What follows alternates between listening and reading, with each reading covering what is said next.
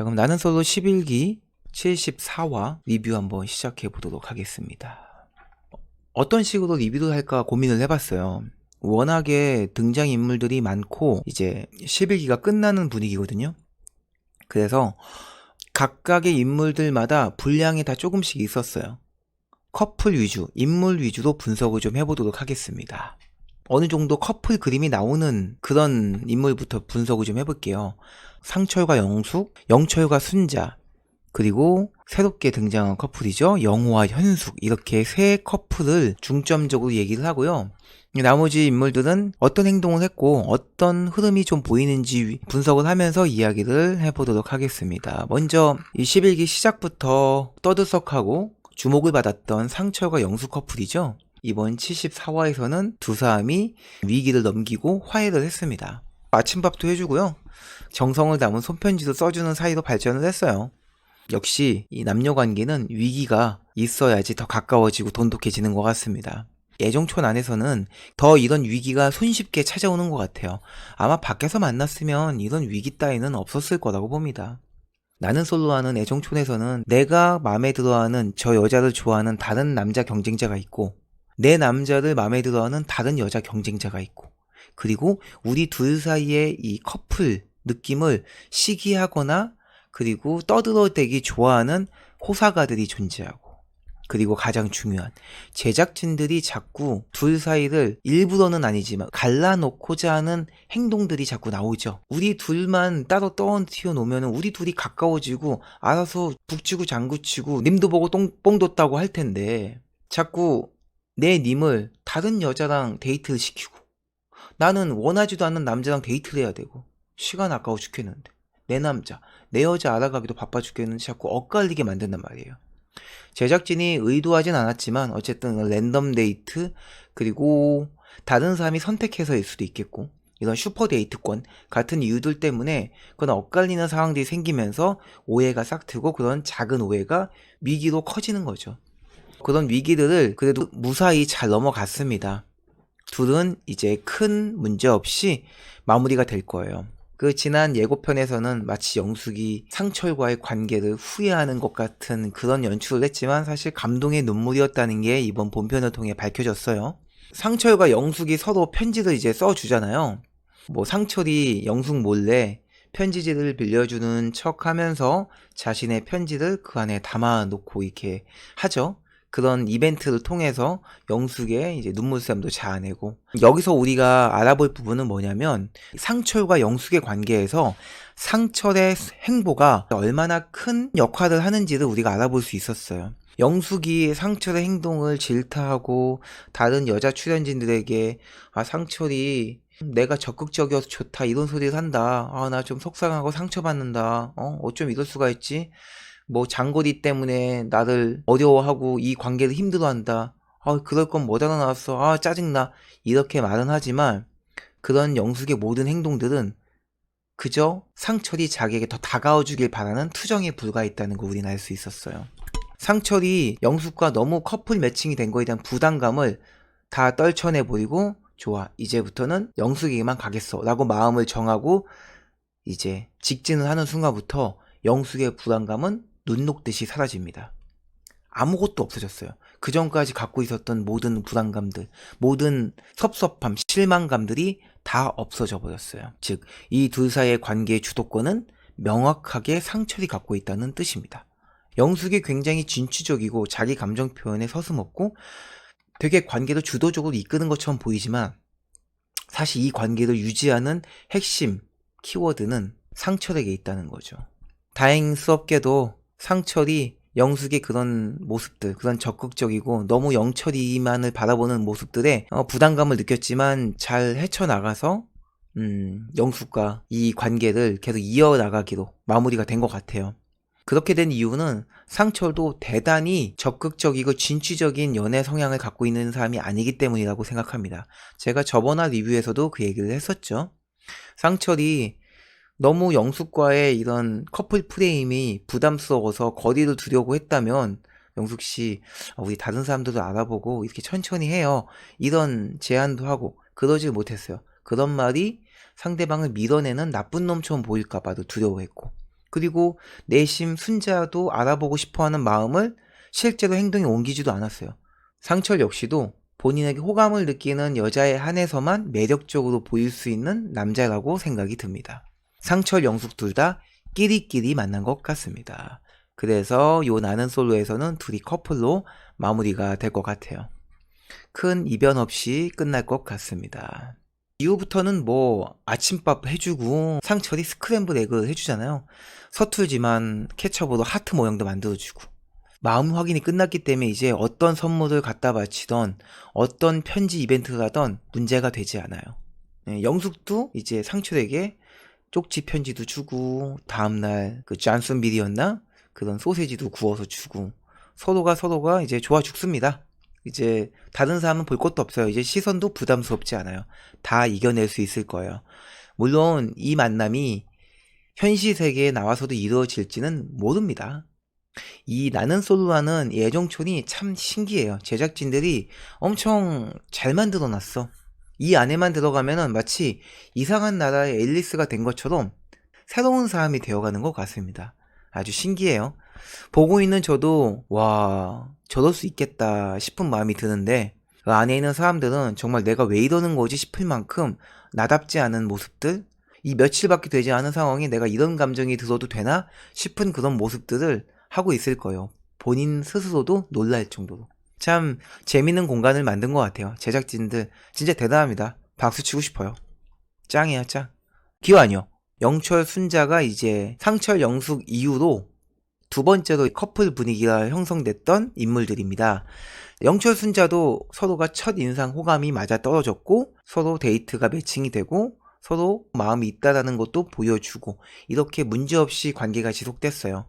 상철과 영숙에 비해서 한 발 늦어서 너무 상철 영숙으로 포커스가 맞춰져 있어서 조금 영철 순자에게 덜 눈에 갔던 거지, 영철 순자도 굉장히 서로에게 강한 끌림과 서로가 아주 취향저격인 그런 인물들이 만났습니다.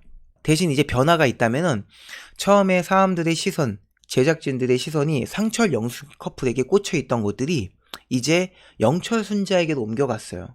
영철 순자도 위기가 지금 찾아오고 있어요. 둘 사이에 있는 위기가 뭔지 좀 보자면, 순자가 영철에게 실망을 많이 하고 있잖아요. 데이트권을 난 영철에게 썼는데 영철은 어떤 데이트 할 건지를 준비하지도 않고, 전날 밤에 다음날 내가 아침밥 해줄게 라는 약속을 해주고서는 지키지도 않고, 이런 모습들에서 엄청 실망하고 섭섭해하는 모습을 보여줬단 말이에요. 근데 이런 모습들은 그저 좋아하는 남자에게 투정을 부리는 것에 지나지 않습니다. 그 전에 영숙이 상철의 섭섭하고 실망스러운 모습을 탓하지만 관계를 끊어내지 못하는 것과 같아요. 순자 또한 영철에게 아쉽고 마음이 조금 내려갔어요 라고 말하지만 그냥 제작진들에게 하소연하는 것에 불과합니다. 그걸로 절대 영철을 떠나지 않을 겁니다. 대신 본인이 섭섭한 거를 티를 많이 낸다는 게 약간 영숙과 차이가 있어요. 영숙은 섭섭하지만 제작진들과의 인터뷰, 다른 여자 출연진들에게 토로하는 걸로 끝내거든요. 상철 앞에서는 바로 꼬리를 내려요. 얼굴만 보면은 언제 그랬냐는 듯이 아니에요, 변명하고, 그런 거 아니었어요. 상철은 분명히 다른 남자들에게 듣고 왔는데, 다른 사람들에게 듣고 왔거든. 섭섭해했다면서요? 제가 그런 말에서 아니에요 이렇게 변명한단 말이야. 순자는 영숙보다 조금 어려서인 건지, 아니면 영숙보다 연애 스킬이 좀 더 뛰어나서인 건지, 순자는 그거를 영철에게 티를 냅니다. 나 정말 짜증났어. 날 감히 이렇게 섭섭하게 만들어? 복수하겠어. 이런 모습을 보여줍니다. 공용 거실에서 자리에 앉을 때도 자꾸 다른 자리에 앉으려고 하잖아요. 버젓이 영철 자리가 비어있고 좌석은 12개밖에 안 되는데 굳이 없는 자리를 자꾸 여기 자리 없어요, 이런 진짜 귀여운 장난을 하고 있습니다. 영철의 연애 능력이 어느 정도 되는지는 모르겠지만 조금 연애가 보이는 사람들 눈에, 그런 남자들이 보기에는 순자의 그런 행동은 그냥 우스운 어린애 장난처럼 보일 거야. 쟤 뭐하는 짓거리지? 지금 나한테 질투심 유발하나? 뭐야, 밀당하는 거야? 장난해? 아이고 귀엽다, 이렇게 가짜나 보일 겁니다. 예. 순자가 분명 썸을 탈 때 보여주는 애교 스킬들, 그리고 막 이렇게 눈웃음, 먹여주는 모습들, 다른 경쟁 상대를 처리하는 모습들에서 굉장히 연애 스킬이 뛰어나다고 얘기했지만 그건 어디까지나 썸을 타는 데까지예요. 연애를 잘한다는 기준은 여러 가지가 있지만 순자는 썸을 잘 타고 연애를 시작하는 데는 전혀 문제가 없는 사람입니다. 하지만 연애를 지속하는 능력은 굉장히 부족해 보여요. 저런 행동을 하면은 남자가 쉬 지쳐버리고 말거든요. 영철이 어느 정도의 심적 여유와 그리고 연애적인 스킬을 갖고 있는지는 모르겠습니다. 좀 날고기는 남자라면은 그냥 웃어 넘길 거예요. 에휴 귀엽다 하고. 근데 여유가 없거나 경험이 부족하거나 이런 사람이라면 그런 행동에 여자의 마음이 떠났다고 생각하고 불안해할 겁니다. 뭐야? 너 왜 그런 행동을 하는 거야? 하고 서로 싸울 거예요. 하지만 적어도 나는 솔로라는 예정촌 안에서는 영철이 그렇게 굴진 않을 거예요. 밖에서는 어떤지 모르겠습니다. 근데 이 애정촌 안에서는 영철이 순자의 그런 모습에 질려하거나 지쳐하지는 않을 겁니다. 여기는 너무 놀기 좋은 공간이거든. 일을 해? 누가 나한테 스트레스 주는 사람 있어? 없어요.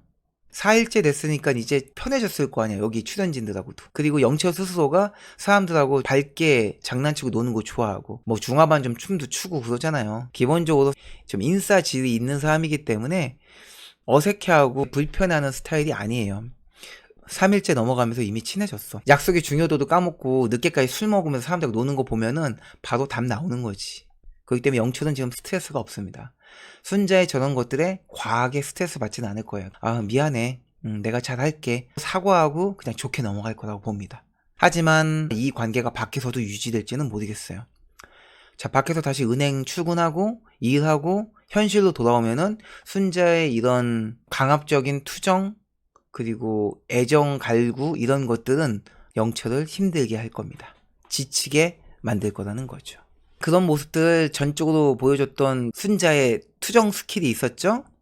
데이트할 때 식당에서 자꾸 먹여주잖아요.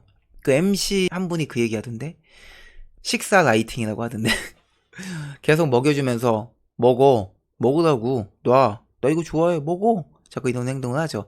웃으면서 남자를 자기 손아귀에 주려고 하는 행동이잖아요. 되게 후잡한 기술이에요. 상대가 스스로 나라는 사람을 찾게 만들어야 되지 행동으로 상대방을 제약을 가하는 거는 아주 후잡한 기술입니다. 그런 것들로 저 남자를 내 손아귀에 줄 수 있을 거라고 생각하면은 크나큰 오산이에요. 혹시라도 그걸 보면서 영철이 순자한테 꼼짝 못하네 저런 방법은 보기는 싫지만 아주 유용하게 써먹을 수 있겠다 생각하시면 절대 안 됩니다. 아까 충분히 설명드렸죠? 현실 세계라면 영철은 질리고 지쳐서 떨어져 나간다고. 나는 솔로 애정촌 아니니까 그냥 참고 넘어가는 거예요. 순자의 그런 모습들 위험했습니다. 근데 아마 오래 가진 않을 거예요. 그냥 투정이고 나 사랑해줘 나한테 애정 계속 보내줘 라는 뜻이기 때문에 영철이 조금 받아주면은 또 금방 풀려가지고 다시 원래도 돌아갈 겁니다. 예, 너무 걱정할 부분은 아니라고 생각합니다. 적어도 둘 사이에 이 나는 솔로 선택이 바뀌지는 않을 거라고 생각해요. 제가 걱정하는 건 딱 하나예요. 혹시나 영철이 이거 싸한데?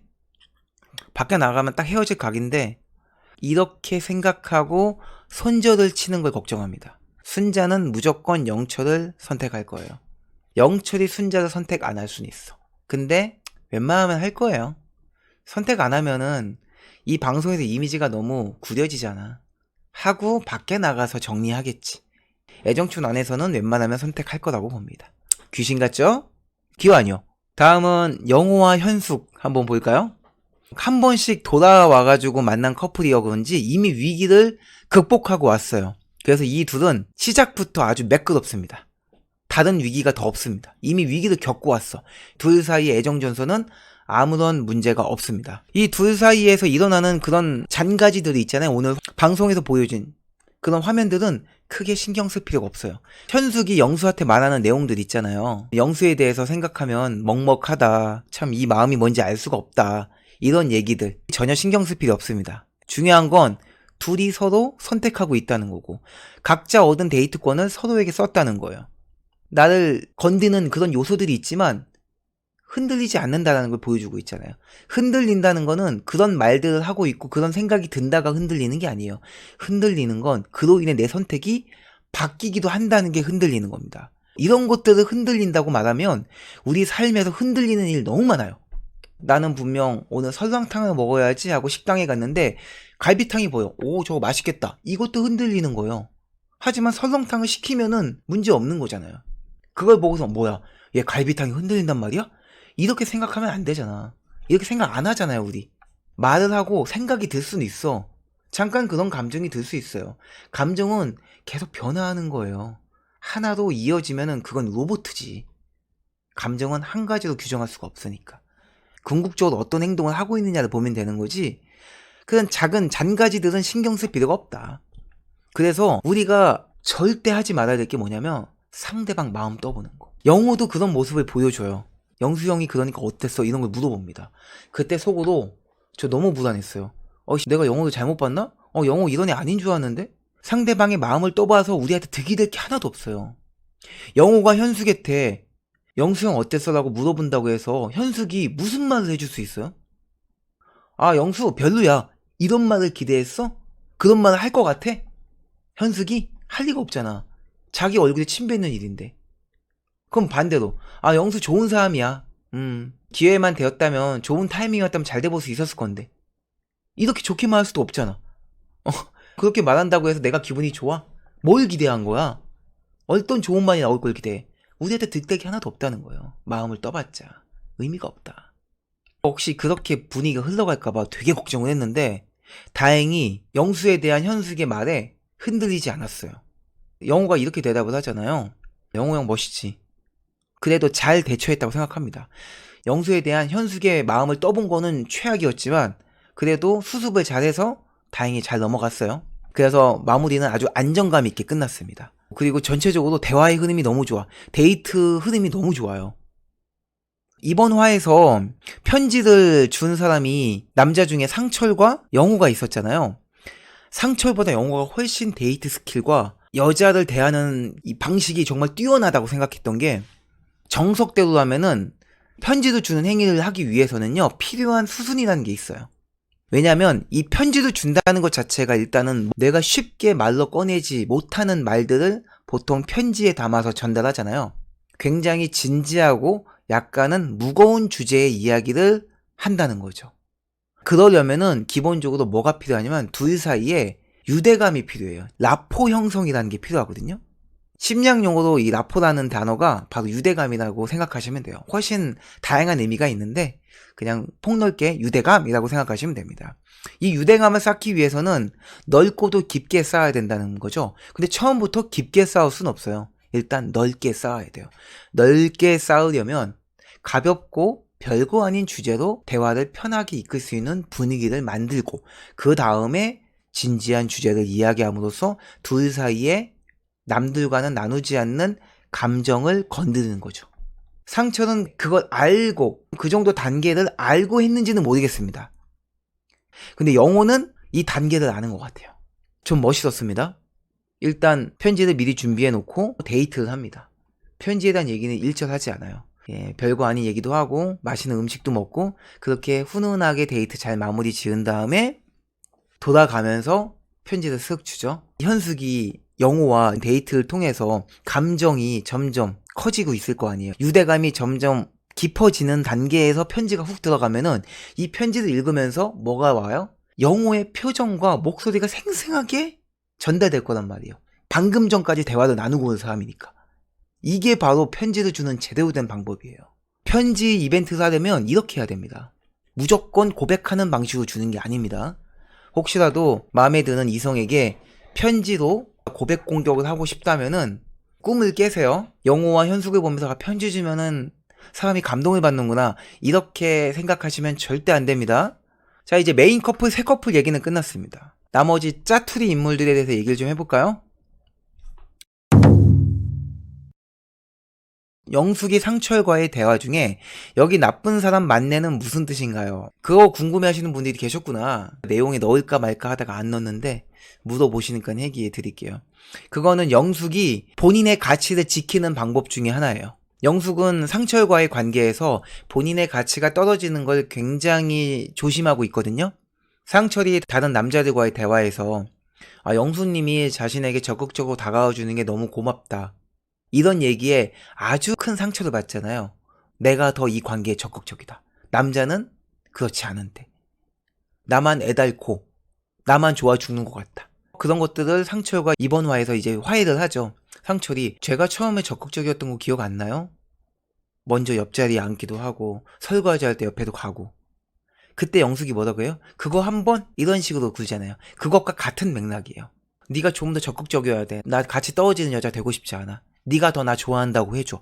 이런 행위예요. 애정을 갈구하는 행동이라고 생각합니다. 그 와중에 이제 상철이 영숙의 그 감정을 탁 건드리잖아요. 제가 적극적으로 굴지 않아서 섭섭했어요? 이렇게 딱 건들잖아요. 그거에 영숙이 내 섭섭했어요 라고 인정하는 순간 본인의 가치가 떨어지는 여자가 되니까 아니 사람들이 그렇게 말하더라고요.